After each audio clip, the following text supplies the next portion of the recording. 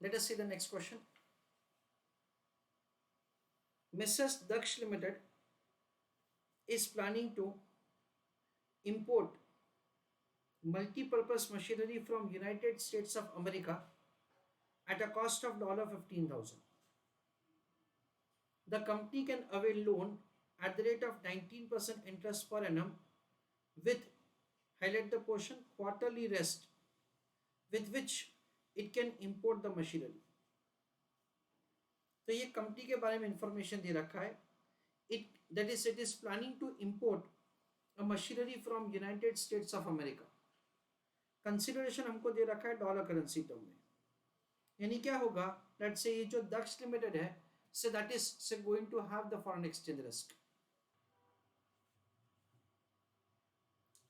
Question में हमको आगे ऐसे दे रखा है that however there is an offer from New York branch of an India based bank extending the credit of 180 days at 2% per annum. Highlight the portion, against opening an irrevocable letter of credit. तो वो लोग हमको सिर्फ 2% के interest से पैसा देने के लिए तैयार है against opening of an irrevocable letter of credit. दूसरा इंफॉर्मेशन ऐसा दे रखा है, स्पॉट रेट का इंफॉर्मेशन दे रखा है. इट इज से 75 रुपीज पर डॉलर. उसके साथ 180 डेज का फॉरवर्ड एक्सचेंज रेट दे रखा है 77 रुपीज पर dollar. Commission charges for the LC at the rate of 2% for 12 months. तो कमीशन चार्ज करेंगे से at the rate of 2% for से giving the LC. Justify why the offer of the foreign branch should be accepted. तो आपको ये बताना है कि कंपनी को क्या करना चाहिए, इंडियन बैंक से लोन लेना चाहिए या उनको फॉरेन बैंक से लोन लेना चाहिए. Based on the present market condition the company is not interested to take the risk of the currency fluctuation and wanted to hedge with an additional expenses of 30,000 rupees. If so, what is your advice to the company? Assume that say there are 360 days in a year. तो वो लोग ऐसा बोल रहे हैं that से company को additional 30,000 रुपये का खर्चा होगा if at all say it wants to hedge. तो उस केस में आपका एडवाइस क्या है? चलो, everybody is requested to go through the question, फिर हम लोग डिस्कस करते हैं कि कैसे करने का. तो फ्रेंड्स यहाँ पे हमको रुपीस और डॉलर करेंसी का रेट दे रखा है. तो इसका मतलब हम लोग ऐसा समझ लेते हैं दैट से ये जो दक्ष लिमिटेड वो इंडियन कंपनी है, ऐसा हम लोग समझ लेते हैं. First part of the question में हमको कुछ ऐसा दे रखा है. Everybody is requested to pay attention. Indian bank loan और फॉरेन बैंक लोन.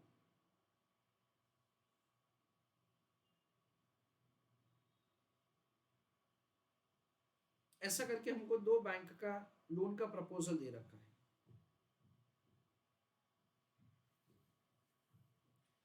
क्वेश्चन में ऐसा दे रखा है that say we have imported the multipurpose machinery और उसका जो कंसिडरेशन है वो कंसिडरेशन हमको पे करना है एन अमाउंट ऑफ $15,000. ऐसा हमको दे रखा है. रेट ऑफ इंटरेस्ट दे रखा है इंडियन करेंसी की लोन का, इट इज 19%. और इंपॉर्टेंटली ऐसा दे रखा है with quarterly rest.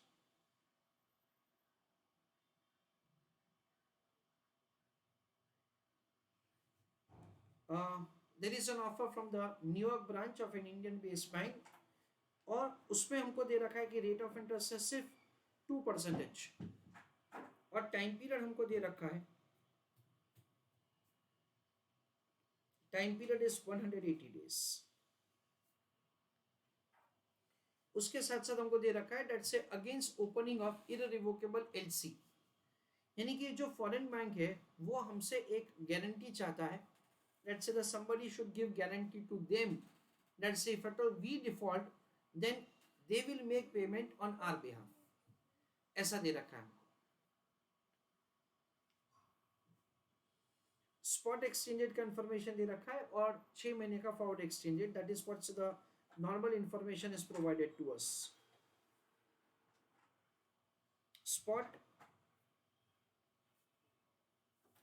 and 180 days forward exchange rate is given. It is 77 and it is 75. It is rupees per dollar.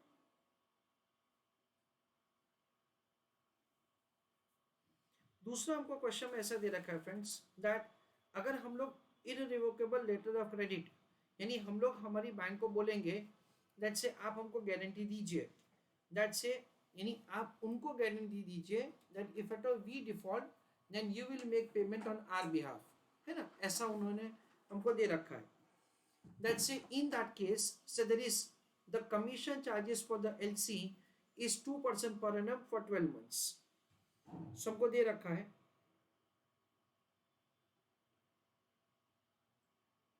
Commission charges for letter of credit is 2% on per annum basis, ऐसा दे रखा है.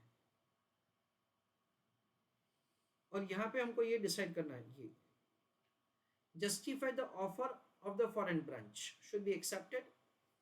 तो हम लोग क्या करेंगे friends, हम लोग कैलकुलेट करेंगे कि अगर हम लोगों ने इंडियन बैंक से लोन लिया तो हमारा खर्चा क्या होगा और अगर हमने फॉरेन बैंक से लोन लिया तो हमारा खर्चा क्या होगा. ऐसे करके दो ऑप्शंस का कैलकुलेशन किया जाएगा. चलो I want everybody of you to write down answer along with me. चलो I want all of you to write answer along with me. First point,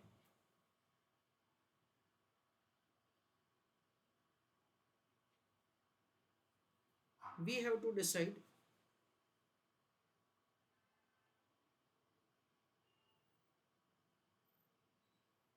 from end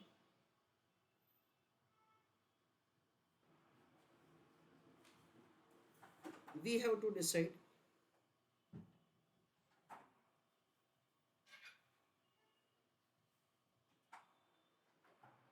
from an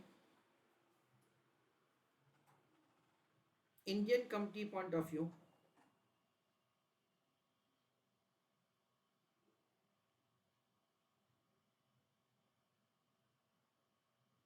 that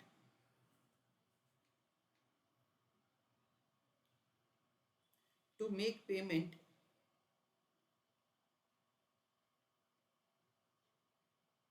of import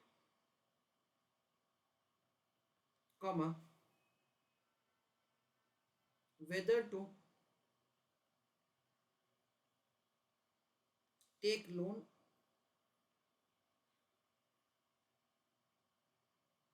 from an Indian bank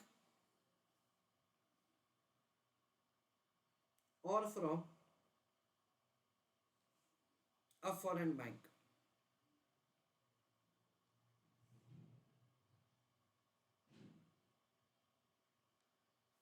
Full stop. Second point,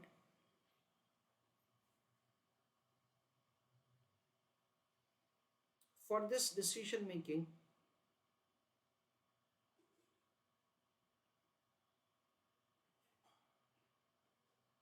we will compute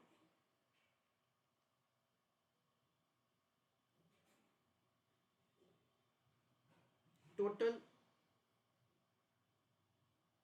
cash outflow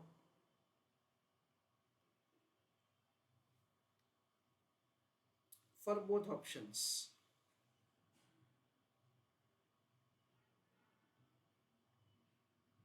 Full stop.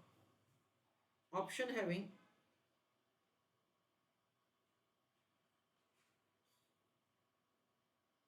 lower cash outflow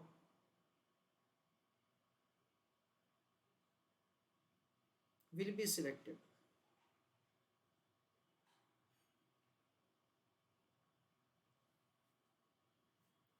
ना friends यहाँ पे importantly ऐसा दे रखा है, आप लोग देख सकते हो कि अगर हम लोग फॉरेन बैंक से लोन लेंगे ना तो टाइम पीरियड हमको दे रखा है 180 डेज. यहाँ पे ऐसा कुछ क्लैरिफिकेशन नहीं दे रखा है.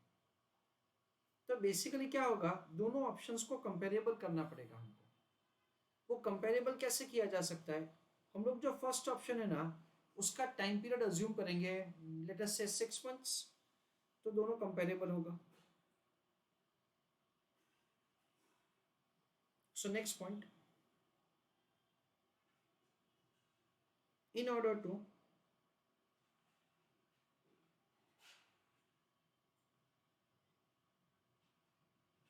make a comparison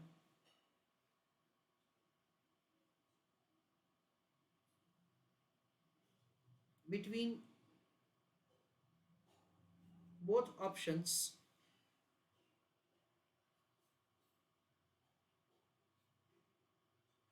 comma, we are assuming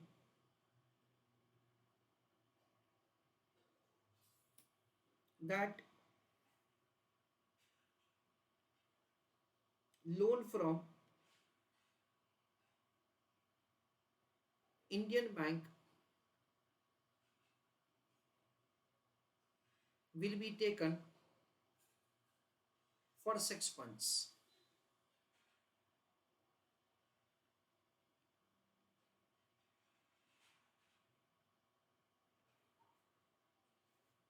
Fourth,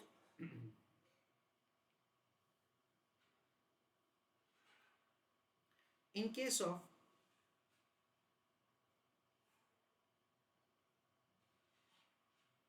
foreign bank loan, comma, LC, letter of credit, charges are required to be paid.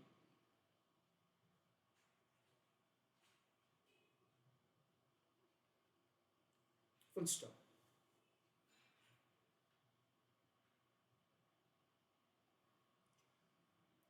Option number one,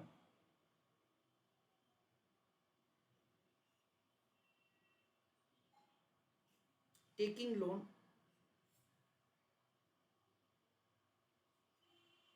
from an Indian bank.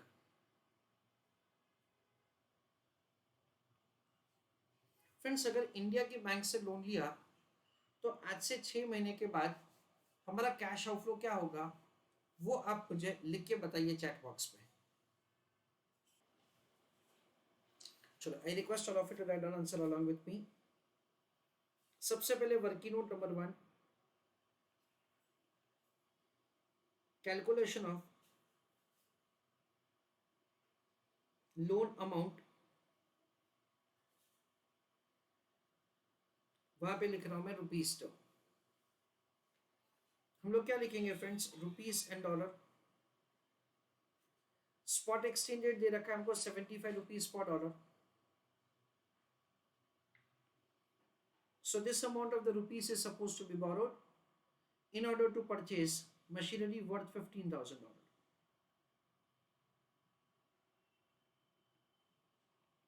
So 75 into 15,000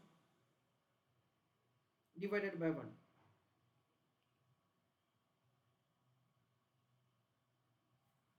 That comes to 11,25,000.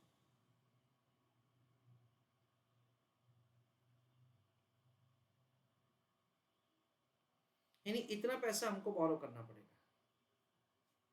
तो हम लोग basically क्या करेंगे, we will borrow this amount of rupees, उसके बाद sell rupees and purchase dollar, and we will make payment to the supplier. यानी supplier का account close हो गया. Working note number to,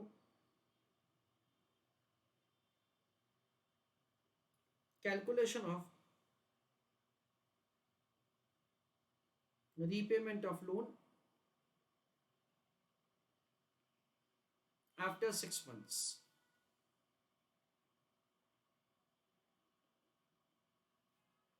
Now friends, यहां पे क्या किया जाएगा, it is principal plus interest for Q1 plus interest for Q2. इन दोनों क्वार्टर का हमको सेपरेट इंटरेस्ट फाइंड करना पड़ेगा. क्यों ऐसा सर, क्योंकि देखो लैंग्वेज ऑफ द क्वेश्चन क्या दे रखा है, दैट से the company can avail loan eight the rate of 19% interest per annum with quarterly rest. So it is 11,25,000.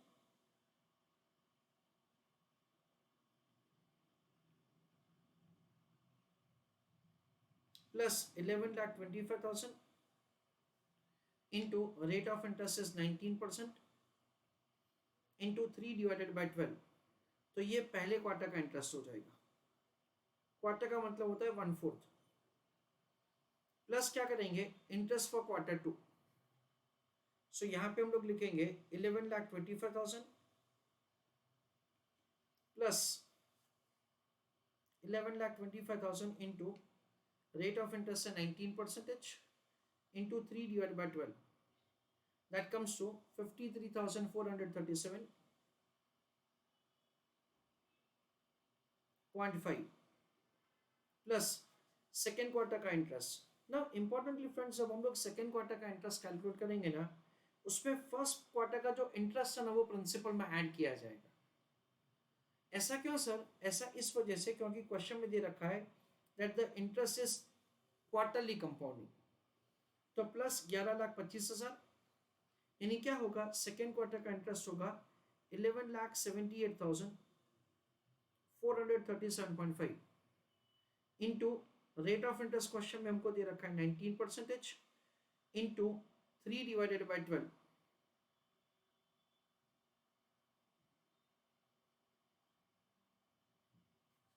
ऐसा करके हमारा दूसरा क्वार्टर का इंटरेस्ट हो जाएगा।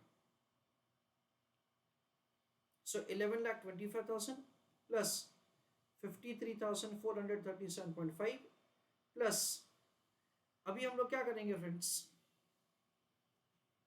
इंटू 19% इंटू 3 डिवाइडेड बाई 12, ऐसा करके हमको इंटरेस्ट का कैलकुलेशन करना पड़ेगा से सेकेंड क्वार्टर का। 1178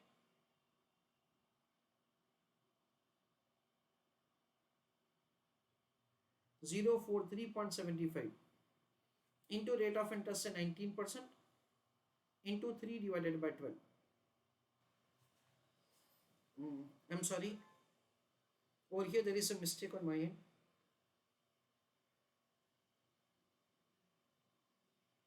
It is 11,25,000 plus 53,437.5.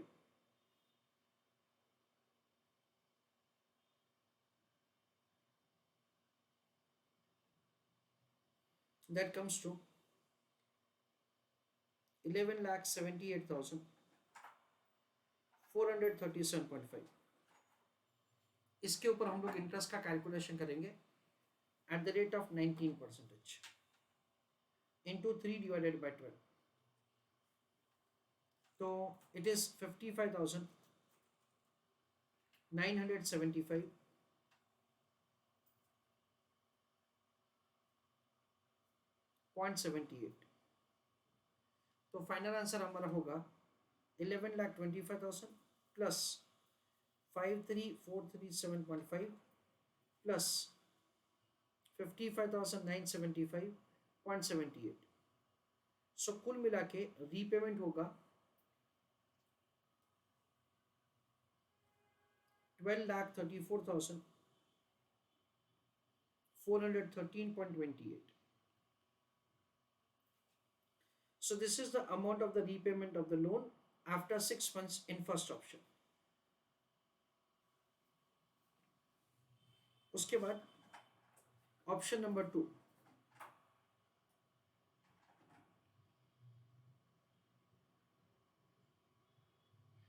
Option number 2 में थोड़ा सा अलग वर्किंग होगा। Why? Because over here say there is not only the repayment of the loan in dollar currency, but there would be say kind of we understand that say the LC charges which is required to be paid. So everybody is requested to pay attention. Let me explain to you. Working note number 1, calculation of repayment of loan in rupees term, ये सबसे पहले calculate किया जाएगा। कैसे friends calculate किया जाएगा? It is principal plus interest और उसको हम लोग एक्सचेंज रेट से मल्टीप्लाई करेंगे। क्वेश्चन में दे रखा है हमको कि 15,000 का हमको पेमेंट करना है वहां पे, तो हम लोग क्या करेंगे, एग्जैक्टली 15,000 का ही लोन लेंगे। तो यहाँ पे हम लोग लिखेंगे 15,000 प्लस 15,000 इंटू, अगर हमने फॉरेन बैंक से लोन लिया तो रेट ऑफ इंटरेस्ट हमको क्वेश्चन में दे रखा है 2% का। सो इंटू क्या करेंगे 2%, इंटू क्या करेंगे 180 upon 360।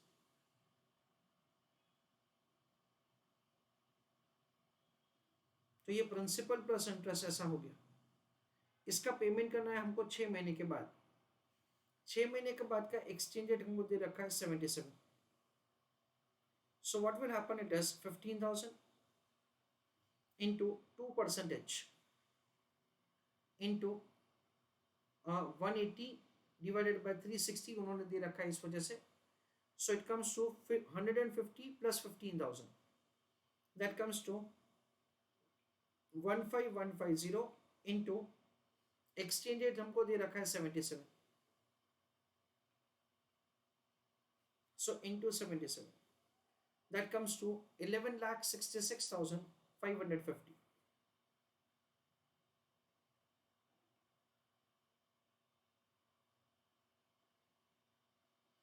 That is the way we are required to make the repayment of loan in rupees term.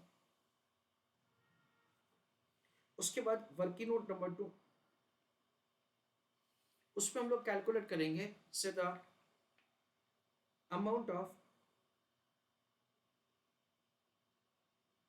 LC charges. Friends LC का जो चार्जेस होगा ना, लेटर ऑफ क्रेडिट, वो हमको आज के वैल्यू के लिए कितना गारंटी दे रहा है ना बैंक, उसके हिसाब से हमको इंडियन बैंक को पे करना है। यस, हमको लेटर ऑफ क्रेडिट कौन देगा, हमारा बैंक देगा, और हमारा बैंक जो हमको एलसी देगा उसके लिए वो आज का जो एक्सचेंज रेट है ना उसको कंसीडर करेंगे। This is the kind of custom that we have, this is the kind of the process that we have. So what will happen over here friends, we understand 15,000 into 75, ऐसा करके हमको Indian currency में calculate करना है, और उसको हम लोग से ये 2% 12 मंथ्स के लिए कैलकुलेट करेंगे। So we understand like this, invoice amount into commission charges जो हमको पर एनम दे रखा है into n डिवाइडेड बाय 12, ऐसा हमको कैलकुलेट करना है। तो इनवॉइस का अमाउंट कितना है फ्रेंड्स, इनवॉइस का अमाउंट है इट इज 11,25,000 रुपीज में बात कर रहा हूं फ्रेंड्स। रिमेंबर दैट से the amount of the LC charges will be collected on upfront basis. We understand that the State Bank of India guarantee आज दे रहा है तो वो कमीशन आज ही चार्ज करेंगे, not the day on which we are going to default, क्योंकि जब हम लोग फॉल्ट दैट इज डिफॉल्ट करेंगे तभी हम लोग उनको कैसे चार्जेस देंगे। That is the reason so the charges are supposed to be collected on upfront basis. Commission charges हमको दे रखा है 2%, वो पूरे साल का है, पर हमको तो गारंटी सिर्फ 6 मंथ्स का ही चाहिए, तो into 6 divided by 12, so we understand it is 11,25,000 into 2% into 6 divided by 12, यानी क्या होगा 11,250। इतने रुपीस का हमको चार्जेस पे करना पड़ेगा। Now we can understand very well like this, एकदम अच्छी तरह से समझो मैं क्या बोलने वाला हूँ अभी। देखो दो बैंक है, एक इंडियन बैंक है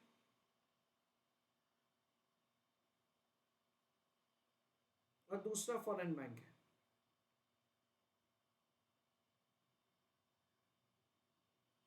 इंडियन बैंक का जो लोन का रीपेमेंट होगा वो आज से 6 महीने के बाद होगा। That is this amount which is suppose to be paid 12,34,000 12,34,413.28।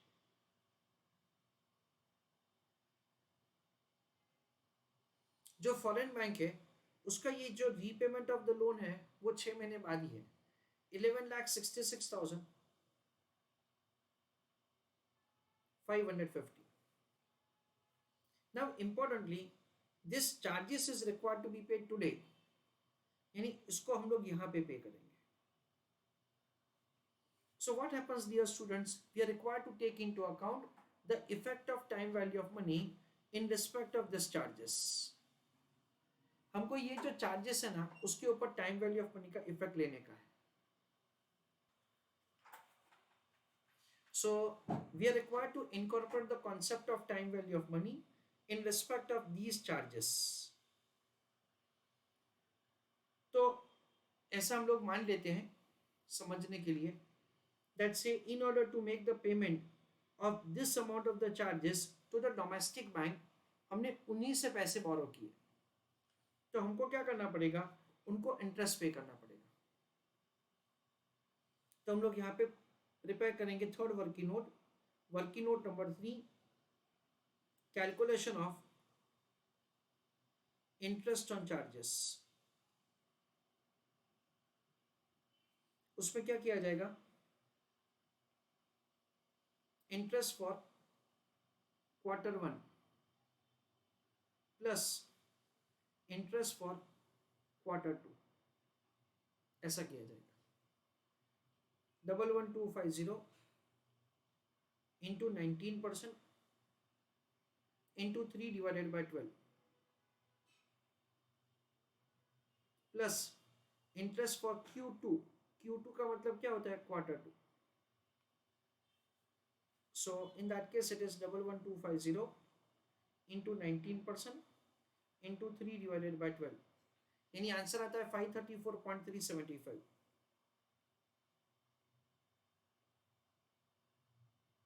Plus 11250 plus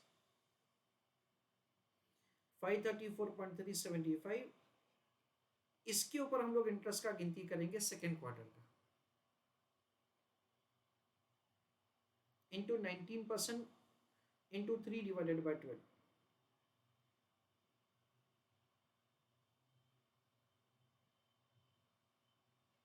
अच्छा, so finally we will write the answer like this, 534.375 plus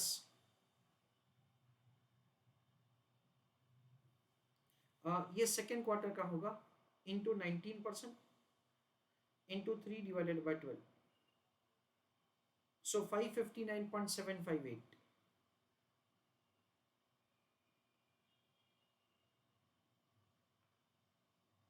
So 534.375 plus 559.758, that comes to 1094.133 rupees. We understand that say इतने rupees का हमको interest का खर्चा हो जाएगा, interest on LC charges. उसके basis से हम लोग कैलकुलेट करेंगे calculation of total cost.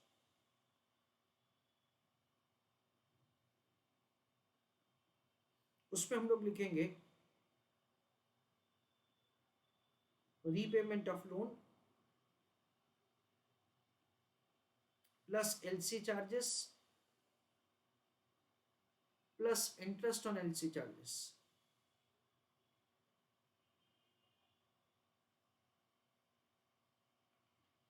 Repayment of loan क्या होगा फ्रेंड्स, रीपेमेंट ऑफ लोन होगा ये अमाउंट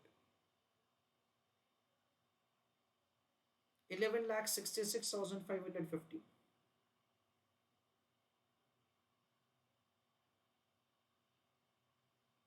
प्लस एलसी का चार्जेस क्या होगा 11250, इंटरेस्ट ऑन एलसी क्या होगा 1094.133.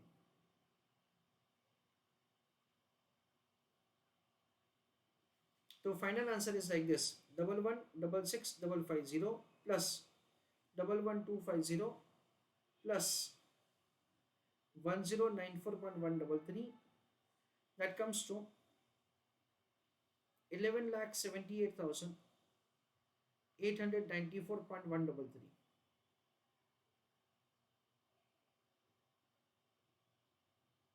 इतने रुपीस का we have to make the payment. कब? आज से 6 महीने के बाद। जो फर्स्ट ऑल्टरनेटिव है that is borrowing from the Indian bank, उसमें हमारा कॉस्ट है 12,34,000। सो 12,34,413.28, यानी first option expensive by 55,512.19. So we understand that so the going for the second option is better than the first.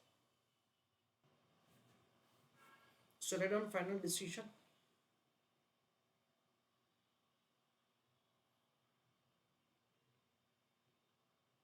उस पर मैं लिख रहा हूँ इंडियन बैंक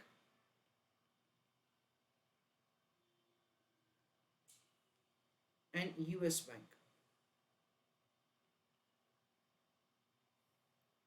उस पर मैं लिख रहा हूँ cash outflow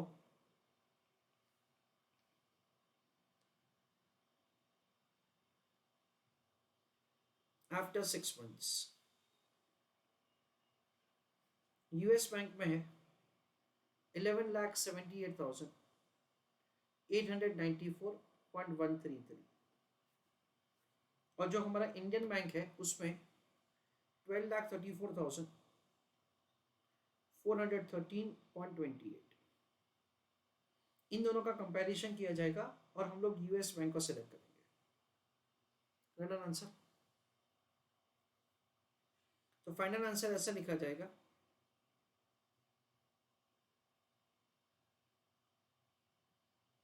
the company is advised to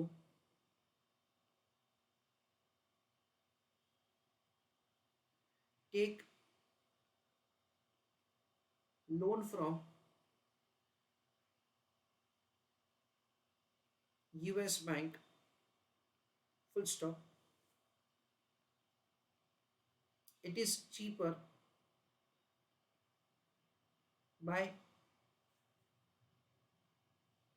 12,34,413.28 minus 11,78,894.133, 55,519.147. So we understand that so the US bank will be, that is US bank loan will be cheaper by 55,519. चलो एक छोटा सा समरी पूरे आंसर का।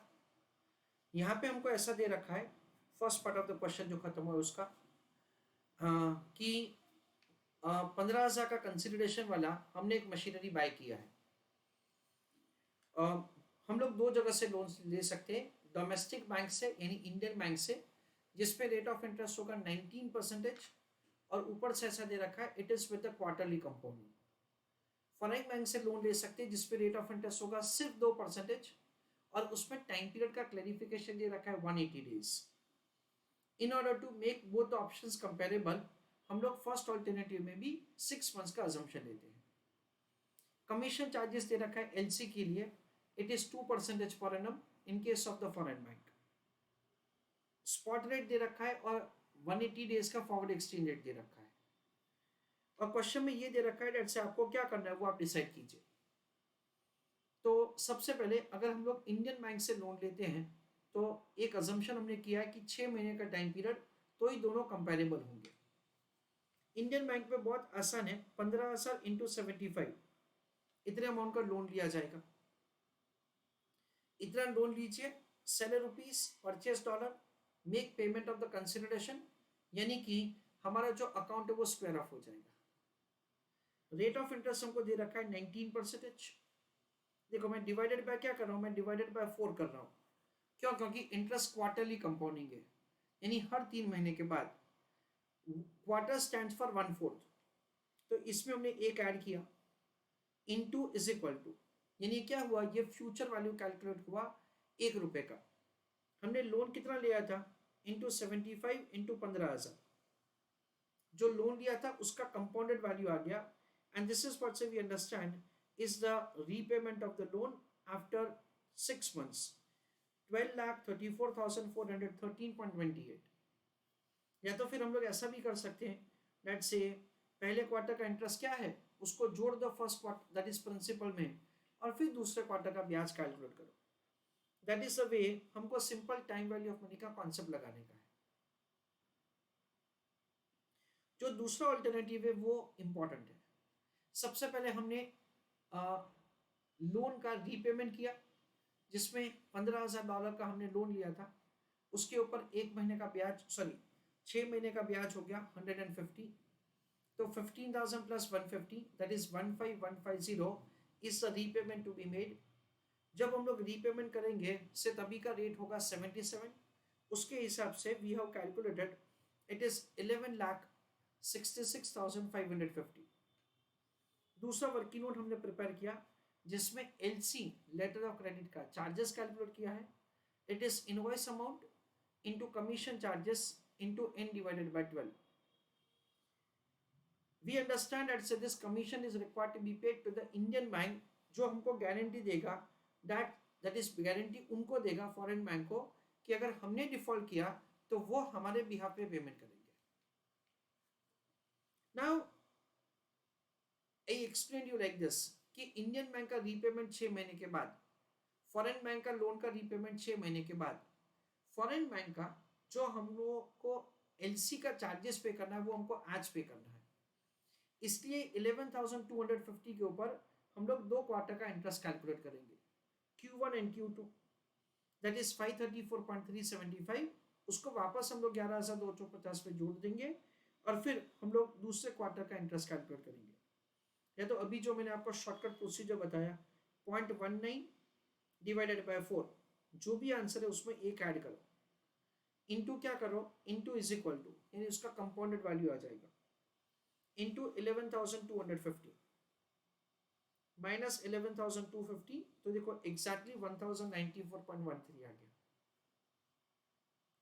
टोटल कॉस्ट का calculation, repayment of loan, LC charges and interest, ये जो 11,78,894 है उसको फर्स्ट ऑप्शन के साथ कंपेयर किया एंड वी फाइंड दैट से the taking loan from the US bank is less expensive.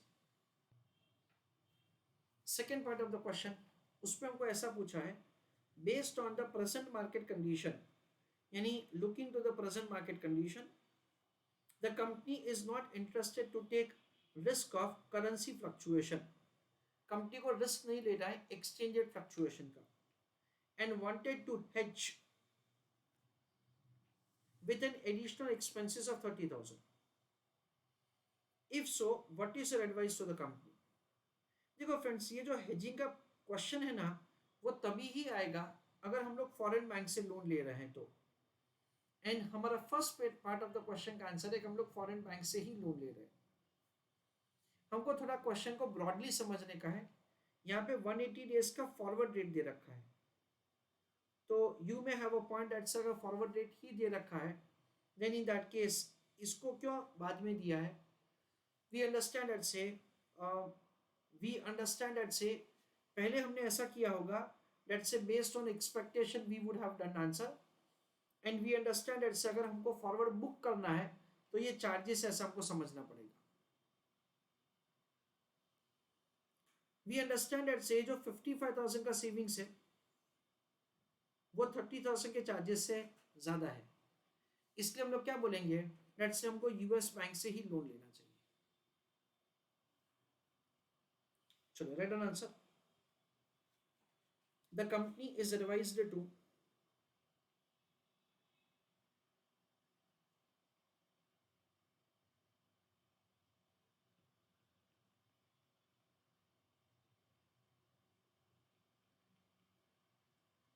take loan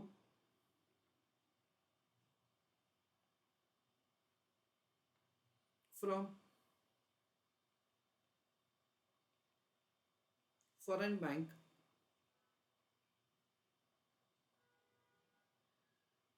so as to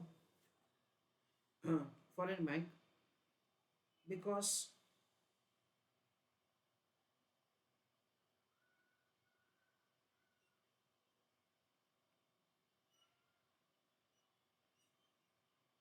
borrowing from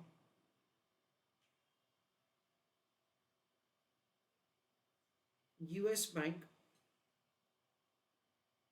is better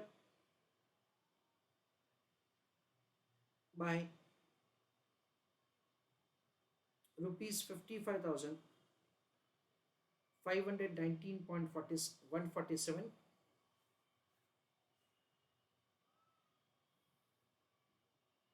comma, it exceeds rupees 30,000.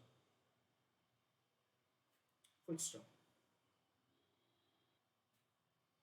So yet foreign bank loan is better off.